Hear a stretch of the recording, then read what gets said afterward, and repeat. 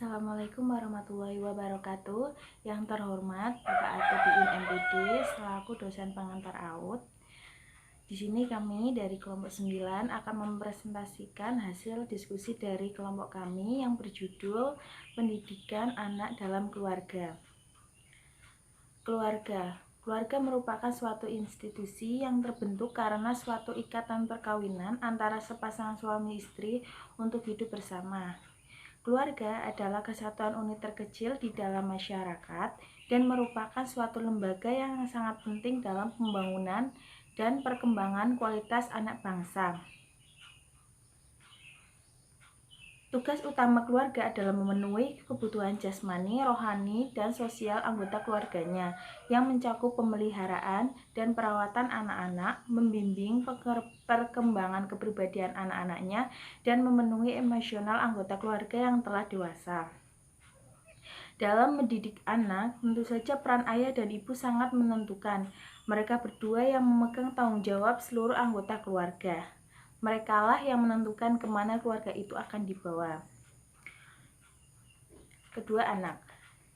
Definisi anak menurut Kamus Besar Bahasa Indonesia adalah keturunan ayah dan ibu. Anak merupakan bagian dari keluarga, dan keluarga memberi kesempatan bagi anak untuk belajar tingkah laku penting untuk perkembangan yang cukup baik dalam kehidupan bersama. 3. Pendidikan anak dalam keluarga. Pendidikan menurut Teddy Priyatma merupakan suatu usaha pengembangan kualitas diri manusia dalam segala aspeknya. Pendidikan sebagai aktivitas yang disengaja untuk mencapai tujuan tertentu dan melibatkan berbagai faktor yang saling berkaitan antara satu dengan lainnya, sehingga membentuk satu sistem yang mempengaruhi. Hamka Abdul Aziz menegaskan bahwa pendidikan adalah proses pertumbuhan dan perkembangan manusia dengan semua potensi melalui pengajaran dan pembelajaran untuk mendapatkan pengetahuan atau knowledge, keterampilan atau skill, serta mengembangkan tingkah laku atau behavior yang baik agar bermanfaat bagi kehidupan dirinya dan lingkungan masyarakat. Sehingga pendidikan bagi anak adalah suatu usaha yang dilakukan secara sadar untuk memberikan bekal kepada anak agar pada suatu saat dalam hidupnya mampu hidup mandiri dan memikul tanggung jawab atas segala perbuatannya.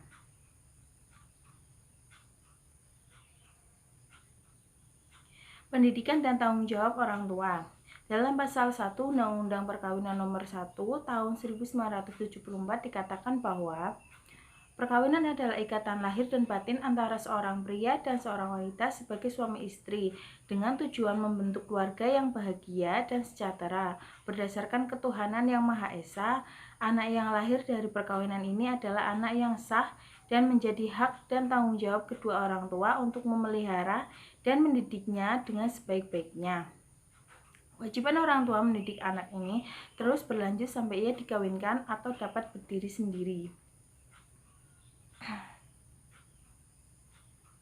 Ayat tersebut mengandung makna suatu kewajiban yang harus ditunaikan oleh kedua orang tua terhadap anaknya. Oleh karena itu, maka kedua orang tua harus dapat memainkan peranan penting sebagai pendidikan pertama dan utama bagi anaknya, sebelum pendidikan anak diserahkan kepada orang lain. Menurut Fuad Ihsan, tanggung jawab pendidikan oleh kedua orang tua meliputi 1. Memelihara dan membesarkannya. Tanggung jawab ini merupakan dorongan alami untuk dilaksanakan, karena anak memerlukan makan, minum, dan perawatan agar ia dapat hidup secara berkelanjutan. 2. Melindungi dan menjamin kesehatannya, baik secara jasmani maupun rohani, dari berbagai gangguan penyakit atau bahaya lingkungan yang dapat membahayakan dirinya. 3. Mendidiknya dengan berbagai ilmu pengetahuan dan keterampilan yang berguna bagi hidupnya, sehingga apabila ia dewasa, ia mampu berdiri sendiri dan membantu orang lain serta melaksanakan fungsi kekhalifahannya. 4. Membahagiakan anak untuk dunia dan akhirat dengan memberinya pendidikan agama sesuai dengan tuntunan Allah sebagai tujuan akhir hidup muslim. Tanggung jawab ini dikategorikan juga sebagai tanggung jawab kepada Allah. Agar tanggung jawab orang tua dalam pendidikan anak dapat terrealisasikan, maka perlu ditempuh dengan berbagai cara, antara lain: A. Adanya kesadaran orang tua akan tanggung jawab pendidikan dan membina anak terus-menerus. B. Orang tua perlu dibekali dengan teori-teori pendidikan atau bagaimana cara mendidik anak.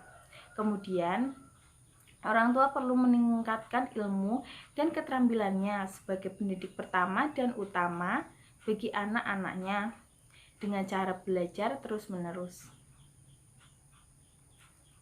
Di dalam ajaran agama Islam telah dianjurkan cara mendidik anak usia sesuai tuntunan baginda Rasulullah SAW, yaitu sebagai berikut.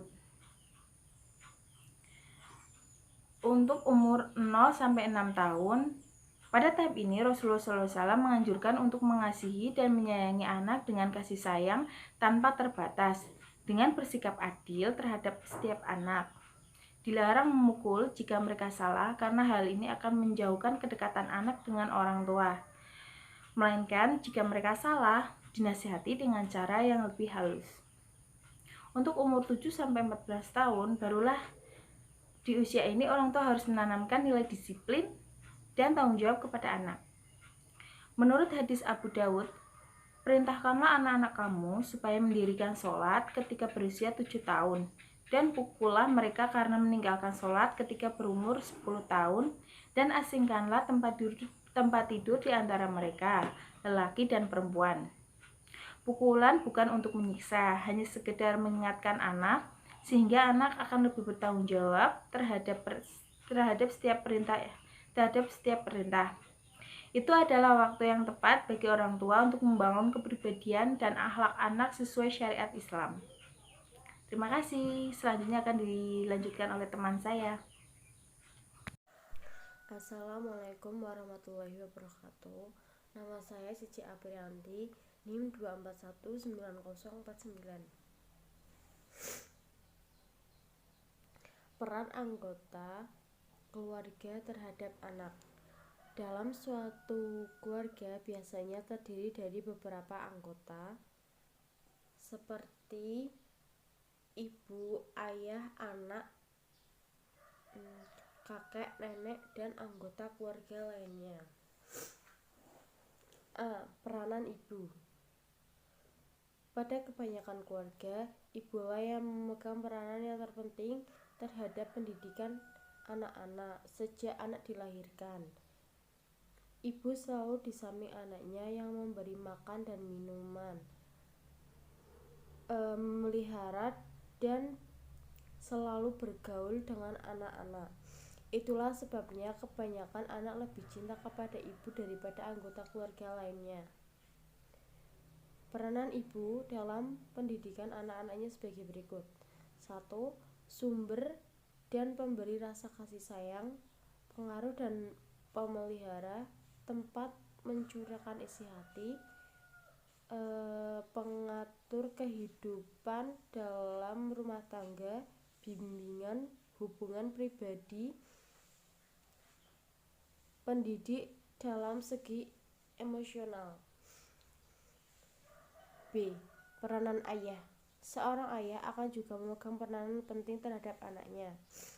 Anak memandang ayah sebagai seorang yang tinggi gengsinya. Kegiatan ayah terhadap pekerjaannya sehari-hari sungguh besar pengaruhnya terhadap anaknya. Ayah merupakan penolong utama, lebih-lebih bagi anak yang agak besar, baik laki-laki maupun perempuan. C. Peranan kakek dan nenek. Banyak anak yang menerima pendidikan dari nenek ataupun kakeknya. Pada umumnya, nenek itu merupakan sumber kasih sayang yang mencurahkan kasih sayangnya secara berlebihan. Mereka tidak mengharapkan sesuatu dari cucunya. Mereka semata-mata memberi belaka. Maka dari itu mereka memanjakan cucunya dengan sangat berlebihan. Dalam hal ini,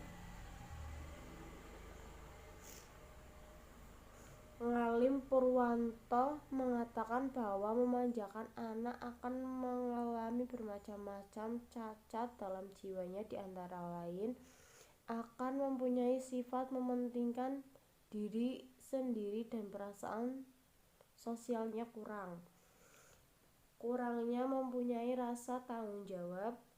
Terus anak mempunyai harga diri yang kurang menyebabkan lekas putus asa dan keras kepala. Di sekolah, anak yang manja selalu berusaha menarik perhatian guru dan teman-temannya sehingga bertingkah aneh. Yang terakhir, anak yang manja cenderung bermalas-malasan. Namun tidak semua nenek dan kakek memanjakan